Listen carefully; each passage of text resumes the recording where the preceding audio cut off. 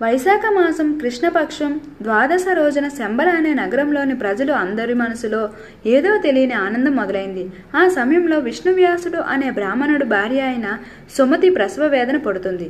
తన బాధను చూడలేక విష్ణువ్యాసుడు శ్రీ మహావిష్ణువు ప్రార్థిస్తాడు. అప్పుడు అభజన ముహూర్తంలో సాక్షాత్తు శ్రీ మహావిష్ణువు సుమతి కడుపులో జన్మించాడు. అందరి పిల్లల్లా అతను ఏడవకుండా అందరినీ చూస్తూ ఆ పిల్లాడు నవ్వుతున్నాడు.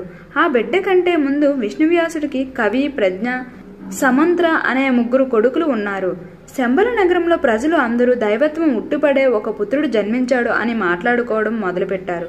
ఆ సమయంలో సప్త చిరంజీవులైన కృపాచార్యులు, పరశురాముడు, అశ్వత్థామ, వేదవ్యాసుడు మారువేషంలో అక్కడికి వచ్చి ఆ బిడ్డని ఆశీర్వదించారు. ఈ బిడ్డ మానవ జాతిలోనే అతి గొప్పవాడు అవుతాడు. నీవు ఒక సృష్టి రక్షకుడివి, దుష్ట శిక్షకుడికి జన్మనిచ్చావు. ఈ బిడ్డకి కల్కి అని పేరు పెట్టు అని పరశురాముడు చెప్పాడు. కలి అంటే అధర్మం, కల్కి అంటే అధర్మాన్ని నశింపజేసేవాడు అని అర్థం అని చెప్పి అక్కడి నుండి వెళ్ళిపోయారు. కల్కి పెరిగి పెద్దవాడు అవుతున్న కొద్దీ విష్ణువ్యాసుడు వేదాలను నేర్పించి కల్కిని ఒక ఉన్నతమైన వ్యక్తిగా తీర్చిదిద్దుతాడు. నీవు ఇప్పుడు ఒక పండితుడైన గురువు దగ్గర విద్యను నేర్చుకోవలసిన సమయం వచ్చింది. అయితే ఆ గురువుని నీవే వెతుక్కోవాలి. నీవు హిమాలయాల మీదుగా ప్రయాణం చేస్తే నీకు ఆ గురువు కనిపించవచ్చు అని చెప్పి పంపించాడు. అలా ప్రయాణిస్తున్న కల్కికి గొడ్డలి చేత పట్టుకొని ఒక వ్యక్తి కనిపించాడు. అతను ఇంకెవరో కాదు, శ్రీ మహావిష్ణువు అవతారమైన పరశురాముడు.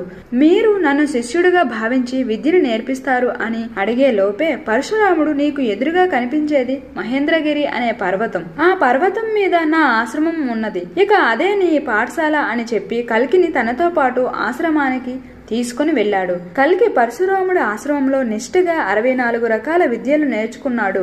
పరశురాముని ఆశ్రమానికి ఒకరోజు కొంతమంది ఋషులు వచ్చారు. వారు కళ్ళతో చూసిన ఒక దృశ్యాన్ని వాళ్ళు నమ్మలేకపోయారు. అదేమిటంటే వారికి పరశురాముడు, కల్కి ఇద్దరు కవలల్లా కనిపించారు. ఇద్దరి మధ్య చిన్న తేడా కూడా కనిపించలేదు. కొంత సమయానికి ఆ ఋషులకు అర్థమయ్యేది ఏంటంటే వీరిద్దరూ కూడా ఒకేలా కనిపించడానికి కారణం వీరిద్దరూ శ్రీ మహావిష్ణువు అవతారాలే కదా అనుకున్నారు. చివరగా కల్కిని పరశురాముడు హిమాలయాల్లో ఒక పవిత్రమైన ప్రదేశానికి తీసుకుని వెళ్లి అక్కడ పరమశివుడు ప్రసన్నం కోసం తపస్సు చేయమని సలహా ఇచ్చాడు.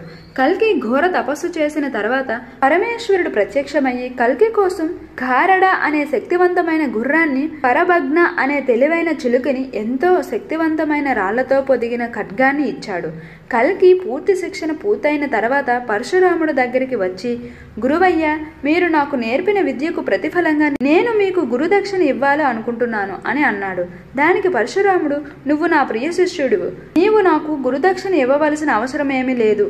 కానీ నిజంగా గురుదక్షిణ ఇవ్వాలనుకుంటే లోకం దుర్మార్గంతో బాధపడుతుంది, సమాజం అజ్ఞానపు చీకటిలో కూరుకుపోతుంది, ప్రజలు ధర్మాన్ని మర్చిపోయారు. నేను ఒకప్పుడు ఈ భూమి మీద అధర్మాన్ని పెంచి పోషించిన చెడ్డరాజులందరిలో ఏ ఒక్కడిని కూడా మిగల్చకుండా అందరినీ చంపేశాను.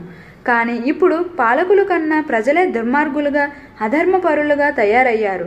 వీరంతా కలి సంతానమే కాబట్టి ఈ లోకాన్ని కలిపురుషుడు భార్య నుండి విముక్తి చేయి అన్నాడు. నేర్చుకున్న విద్యతో కలి సంతానాన్ని, కలిని సంపూర్ణంగా నాశనం చేయడమే నువ్వు నాకు ఇచ్చిన గురుదక్షిణ అని చెప్పాడు.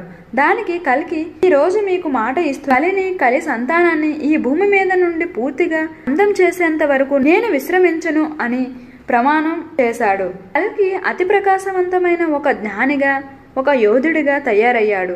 ధర్మాన్ని సంరక్షించడానికి శివుడిచ్చిన ఆయుధంలో ఘారడ అనే గుర్రం పైన కలిపురుషుణ్ణి అంతం చేయడానికి హిమాలయాల నుండి కల్కి బయలుదేరాడు.